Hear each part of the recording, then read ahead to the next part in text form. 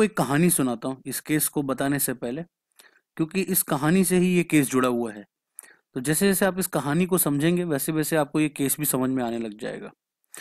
तो बेसिकली ये स्टोरी है मिस्टर अनुज नाम के एक बंदे की। मिस्टर अनुज जिन्होंने 2012 में एक स्टोर खोला, which is basically a kirana store, जिसको हम कन्वीनियंस स्टोर भी कहते हैं। कन्वीनियंस स्टोर वो होता है जो कि लोकल नीड्स, लोगों की लोकल नीड्स को पूरा करता है, लोकल नीड्स को पूरा करता है। तो द स्टोर गॉट पॉपुलर क्योंकि जहां पर उन्होंने ये स्टोर खोला था बेसिकली वहां पर 2000 घर हैं, देर आर 2000 हाउसेस, और वो सभी के सभी एफ्लुएंट फैमिलीज हैं, मतलब they have good income power, उनकी इनकम अच्छी है, परचेजिंग पावर अच्छी है। तो इस चीज को ध्यान में रखते हुए मिस्टर अनुज का जो स्टोर था वो बहुत पॉपुलर होना शुरू हो गया and he instantly started making profits. उनको काफी प्रॉफिट हुआ। एक और बेनिफिट जो इस पर्टिकुलर केस में उनको था इनिशियली वो ये था कि वहां पर कोई और स्टोर नहीं था, there was no store at that particular time in that particular area.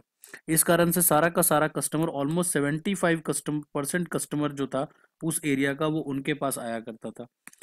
फिर कुछ टाइम के बाद, मतलब आफ्टर 1.5 ईयर्स, 1.5 ईयर्स के बाद क्या हुआ कि ऑलमोस्ट जहां पर उनका स्टोर था, जैसे यहां पर अगर उनका स्टोर है तो यहां से लगभग 1.5 किलोमीटर की दूरी पर इजी डे की एंट्री हुई।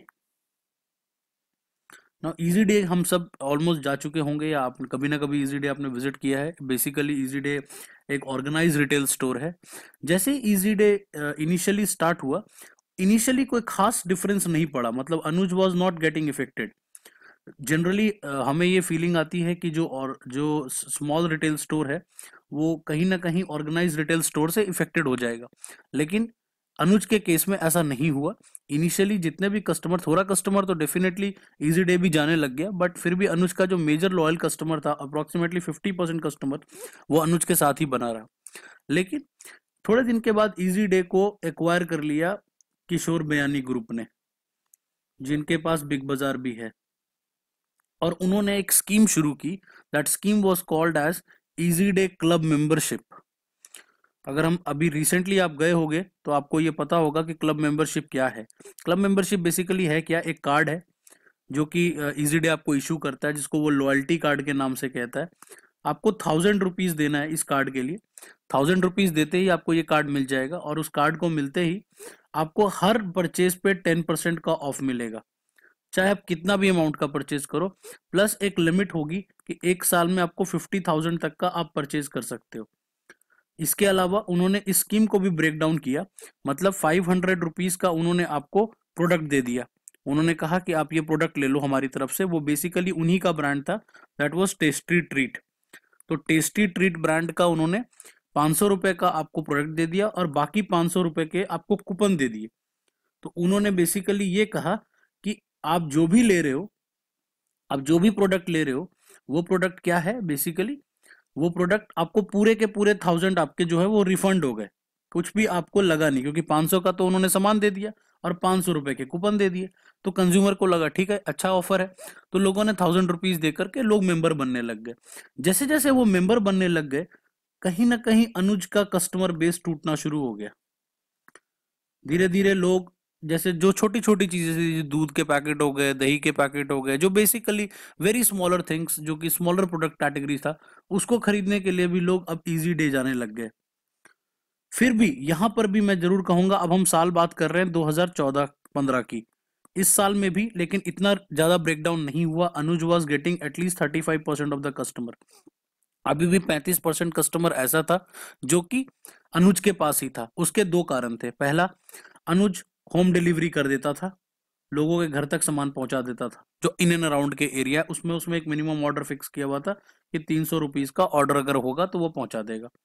इसके अलावा जो दूसरी चीज उसने फिक्स कर रखी थी वो ये फिक्स कर रखा था कि अनुज हर हाल में, वो कहते हैं कि कस्टमर रिलेशनशिप मैनेजमेंट उसका लोगों के साथ बहुत अच्छा था, दैट पर्सनल टच था कहीं ना कहीं लोगों के साथ। तो जो लोग उसके पास आते थे वो उन्हीं के पास आना पसंद करते थे, इसलिए अनुज वॉज गोइंग ग्रेट। अभी भी इतना लॉस नहीं हुआ, लेकिन obviously 75 to 35% is a good good loss of customers, but still Anuj अपना ब्रेक इवन ब्रेक, मतलब आराम से अपना प्रॉफिट बना ले रहा था, इतना नुकसान नहीं हो रहा था। देन सडनली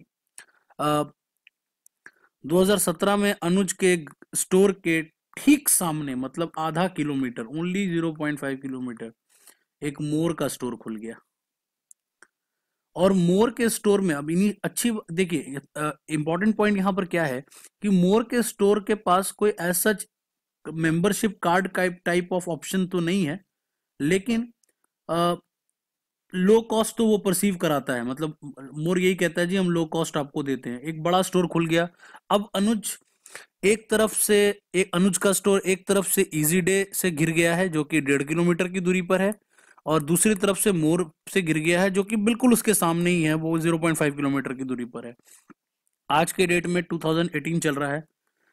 अब जो करंट सिचुएशन वो ये है कि सिर्फ 10% कस्टमर ही अनुज के पास आता है, वो भी बहुत स्मॉल अमाउंट ऑफ परचेज करता है।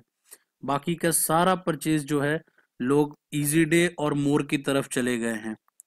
That means there is a complete loyalty problem. सारा का सारा लॉयल्टी शिफ्ट हो गया। उसके 2-3 कारण हैं। अनुज इतना बड़ा प्लेयर नहीं है, as in he doesn't have the lot of amount of capital, इसलिए उतनी बड़ी उसकी दुकान भी नहीं है, उतना बड़ा उसका कैपिटल भी नहीं है कि वो उनसे compete कर पाए। इस सिचुएशन में जो केस है वो क्लियरली, अब मुझे जो इस केस में सॉल्यूशन आपसे चाहिए वो ये चाहिए कि Anuj is really suffering because of Easy Day and more. So there are two things which Anuj require right now. वो दो चीजें चाहता है। वो बेसिकली 50,000 रुपीज एक्सपेंड, मतलब इन्वेस्टमेंट करने को तैयार है। उसने कुछ पैसा जमा करके रखा हुआ है। वो कह रहा है मैं अपनी दुकान को बंद नहीं करने देना चाहता। वो 50,000 रुपए का इन्वेस्टमेंट लगाना चाहता है, लेकिन उसके लिए उसको एक मार्केटिंग स्ट्रैटेजी बनाकर दीजिए। He need a marketing strategy for 50,000 rupees कि वो कैसे अपना कस्टमर शेयर उसी पर्टिकुलर 2,000 हाउसेस से, वैसे अब ये घर भी बढ़कर के 3500 घर हो गए हैं उस एरिया में, तो ऑलमोस्ट घर का भी काफी इंक्रीज हो गया है, लेकिन कस्टमर बेस टूट गया है। इस दैट सिचुएशन वो चाहता है कि वो भी एक कोई स्कीम लॉन्च करे, जो स्कीम एक मार्केटिंग स्ट्रैटेजीज जैसा हो, कोई मेंबरशिप टाइप हो, कुछ भी हो, जैसा भी आपको लगता है कि कोई सॉल्यूशन निकल कर आए।